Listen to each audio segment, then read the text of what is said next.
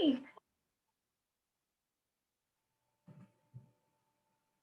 Okay, thank you, Erica, for that introduction. Welcome to all of you who have joined us today to learn about Hopkins KnowledgeNet. I'm happy to share information about all that we have to offer. I'll start with a brief history and description of KnowledgeNet, and then I'll take us on a tour of the website itself, highlighting the navigation and contents, doing some sample searches, and pointing out some of the other resources and services. And then, as Erica said, we should have some time, about 10 minutes at the end, for your questions. So slide 2, Erica, please. So a bit of background about KnowledgeNet. KnowledgeNet is a benefit available to all Hopkins alumni through the Alumni Association. It was launched in, do you have the second slide? There you go. Okay. It was launched in late 2004 as a partnership between Alumni Relations and the Sheridan Libraries to provide online resources to Hopkins alumni to support your lifelong learning. We recognized that alumni lose their access to the library's online resources due to the license agreements that the libraries must sign and which specifically limit access to current students, faculty, and staff, meaning access to all of the databases and the e-journals and e-books that students got used to ends once a person leaves Hopkins. So for KnowledgeNet, we've licensed a set of databases specifically for alumni to use. Access to KnowledgeNet is free and just requires a Johns Hopkins alumni account, which you can set up at that link. And I'll also show you how to register to access KnowledgeNet when we go to the live tour. Next slide, please. Okay, so KnowledgeNet provides a set of databases that we have licensed specifically for alumni to use and that the Alumni Association pays for on your behalf. They are not available to the public on the open web. These include some databases from ProQuest, and I've listed them here. So we have ABI Inform, which is the business and management full text journals at about 7,000 titles. We've got ProQuest Medical Database of most interest to all of you with over 2,000 full text medical journals and publications.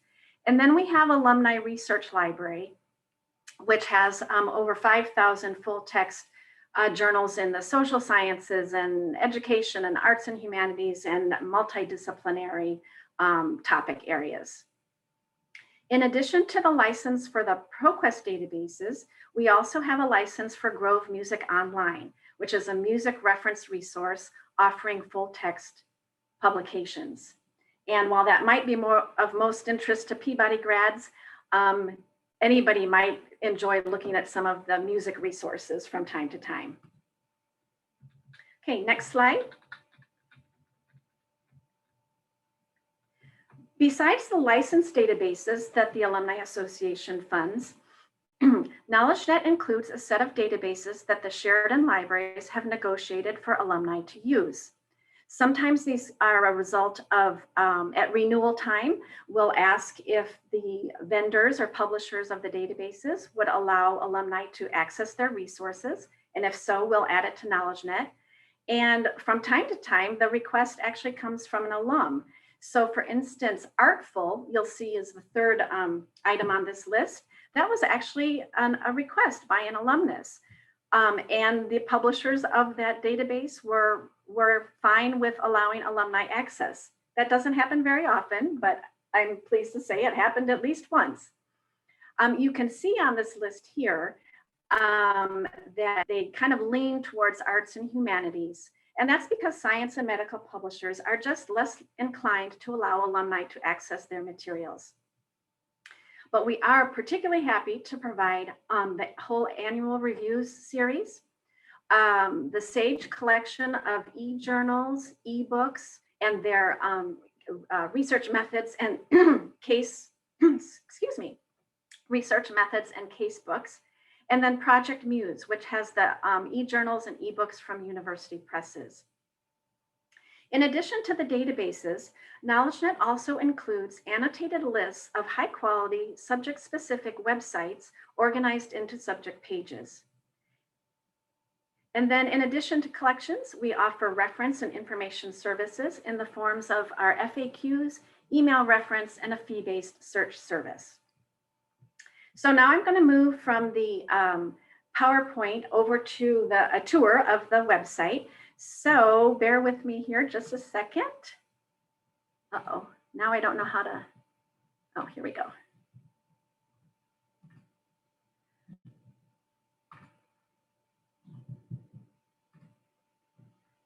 Okay, I hope you are seeing the Johns Hopkins Alumni Association website. Looks good. Oh, good, all right. All right, so I'm starting on the Alumni Association website that I can show you how to access Hopkins KnowledgeNet. And there are a couple of ways to do that. You can go to the Education and Travel tab and scroll down to Hopkins KnowledgeNet link here, or you can scroll down under the banner and access it at this icon or link, Access Online Alumni Library Resources. Either way you do it, you'll get to this page. Now, if you're a first-time login, you'll want to use this link here and follow the instructions on screen. And then once you've done that and you're not a first-time user anymore, you just come in here and log in with your credentials.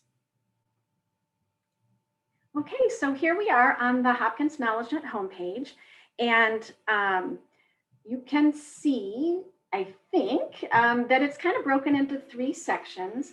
We've got the center section, which is where the bulk of all of the content is, and it's arranged by the various disciplines that are offered at Hopkins, from the arts and humanities to music to social sciences and sciences. And I'll be going to the public health page in just a second. Then on the left-hand side, we have some quick links to various services or functions within KnowledgeNet. And over on the right, we have a couple of other resources that I'll describe a little bit later on. So I'm going to go into the public health subject page. Oh, and I will point out, besides the subject pages, we do have some extra pages that are, the contents of these pages are based on the type of source that they are, whether they're an ebook or Hopkins publications, etc. So I'm using the public health resources page as an example, but all of the subject pages have the same type of a design. So when you land on a subject page, you will see a list of categories, and these categories are unique to that particular subject. So for instance, we're on the public health page, so we have a category called disease treatment and prevention, but we would not have that category on, say, the arts and humanities page. Then what's listed under each of these categories are those high quality websites that I mentioned earlier. We've gone through, we've searched the web, we think that these are resources that would be of interest to Hopkins alumni for purposes of lifelong learning. Again, there's a lot of content, as you know, out there that's freely available. And I did want to point out, though, that on the subject pages, while all of the categories will vary across the subject pages, every subject page has a licensed databases category, and these databases listed on a given subject page are relevant to that subject. In just a second, I'm going to show the comprehensive list of all of the licensed databases, and I did just want to let you know that you do have the option of coming to your subject page to narrow down what the resources that might be of interest to you. Okay. So that's a subject page as an example. And so now I'm going to go over to our quick links, and I'm going to start with licensed databases since I've been talking about them already. And you'll remember that the licensed databases are a combination excuse me, a combination of the databases that the Alumni Association subscribes to, as well as those that the Sheridan libraries have negotiated for your use.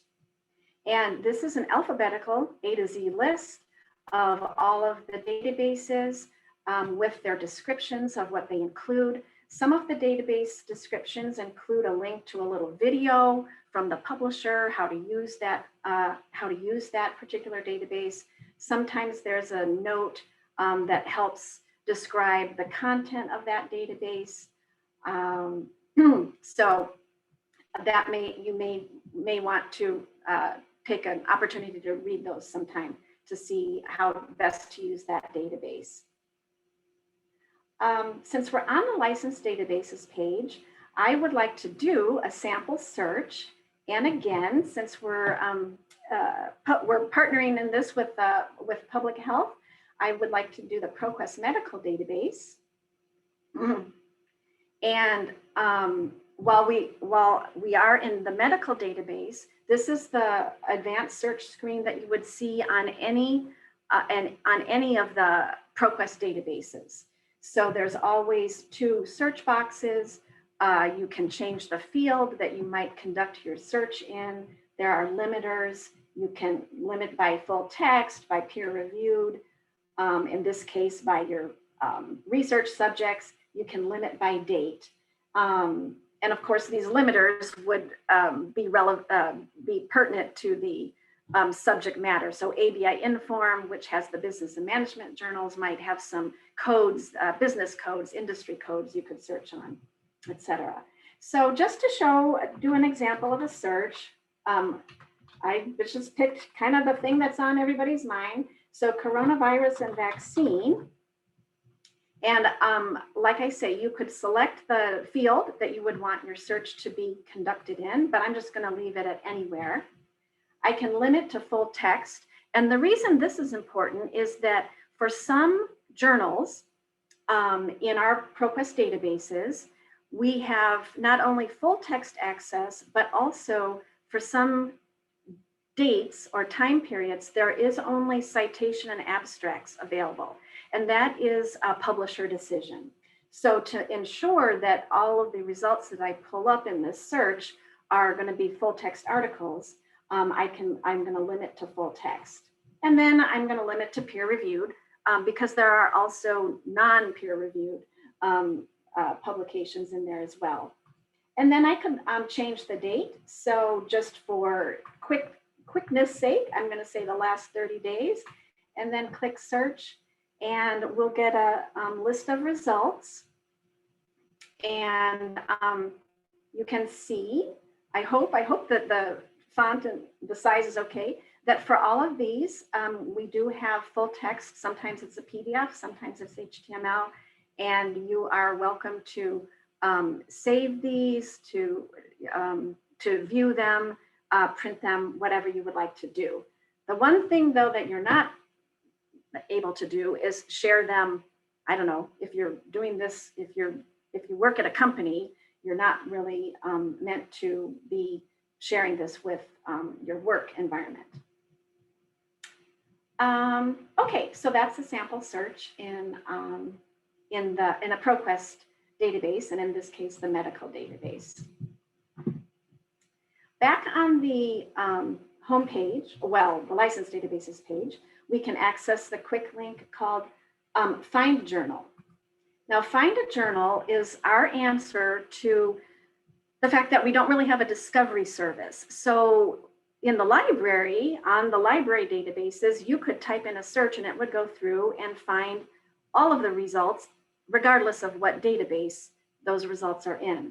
We don't have that. That is a hugely IT intense service, and we don't have that.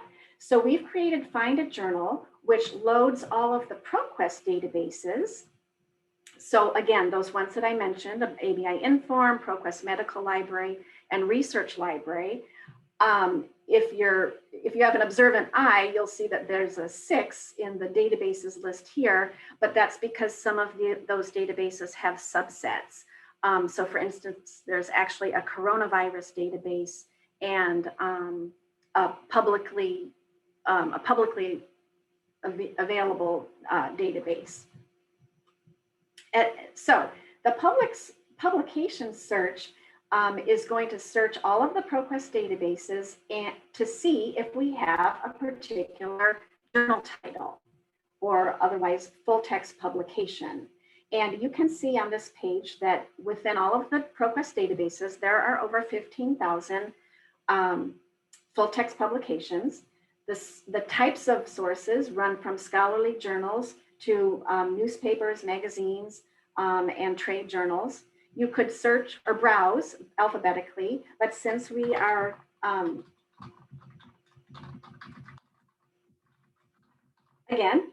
working with public health alumni on this, we're going to do a search on American Journal of Public Health, just so I can point out what I mentioned earlier.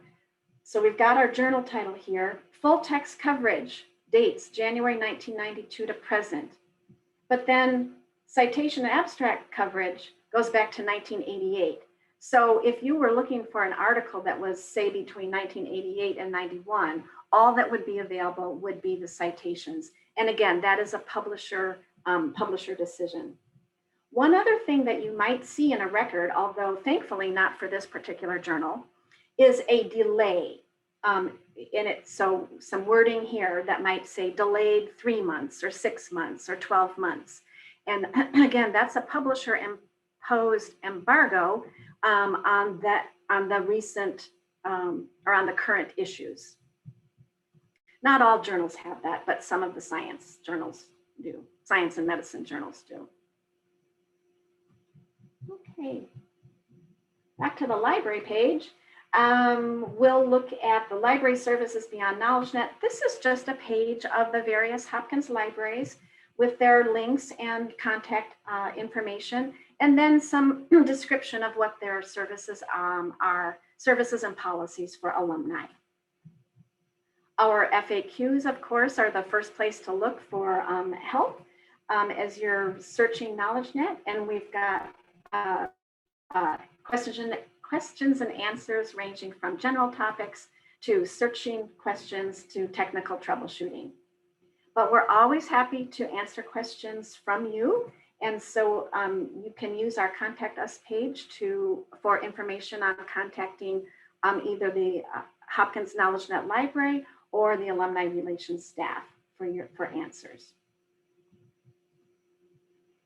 Then over on the right-hand side, I just want to quickly point out that we've got a video tutorial to help you get started if this webinar wasn't comprehensive enough.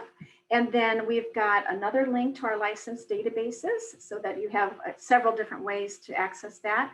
We have a link to RefWorks, which is a citation management program that you may have used as a student and you can continue to use as an alum, although there are something you need to do to get it as an alum. And so this RefWorks library guide takes you through that process. We have a link to our Hopkins Personal Librarian, which is the fee-based service. And then we have our acceptable use policy, which governs your use of the resources of KnowledgeNet. Just the first time you log on to KnowledgeNet, you will be presented with the acceptable use policy. You just agree to that and that won't pop up anymore. So just that first time you use KnowledgeNet. So that's a tour of the website. Erica, we could go back to the slideshow. I guess I need to stop sharing. Perfect. Okay. I can learn.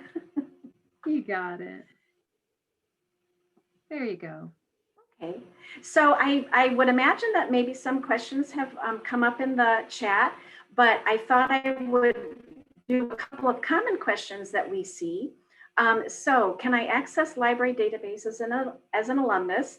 And if I was clear in my presentation that you know that the answer is no, not the library databases, not remotely. Your access to that is dictated by the expiration of the JED ID numbers. And there is somewhat of a grace period after graduation, but at some point you do lose your access.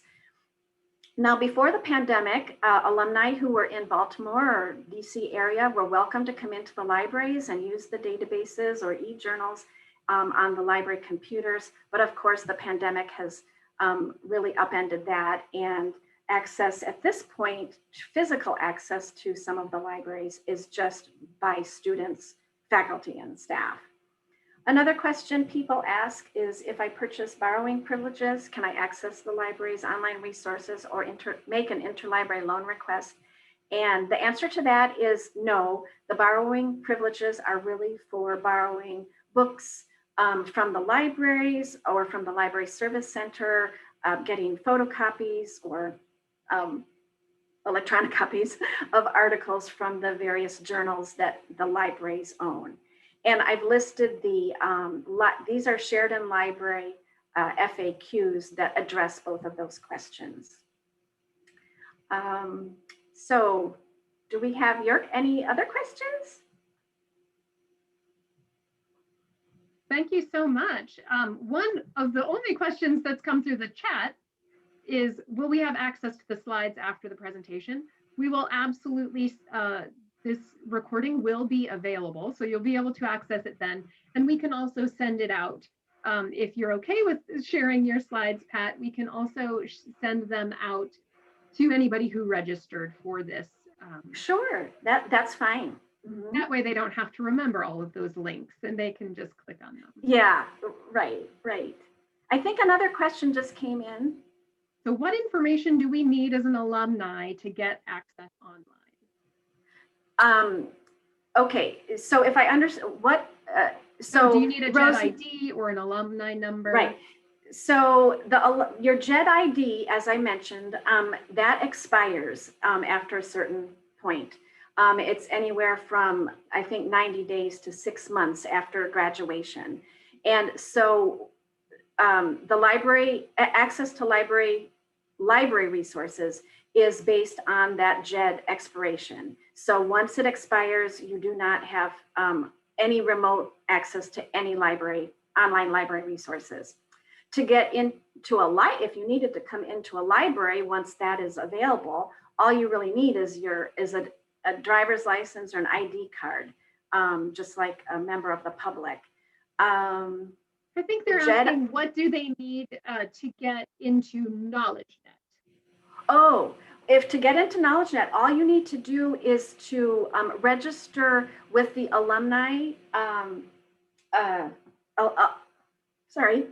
You need to establish an alumni service account with the alumni office. And again, that link was on one of the slides, but you can also find it from the Alumni Association website. And I believe the process of establishing an account just requires your email, an email address, the JED ID. I'm sorry, I'm kind of I don't really know the whole process because I'm not involved in that. And I would actually, Gwen, maybe Gwen. Oh, hey, Pat, how are you?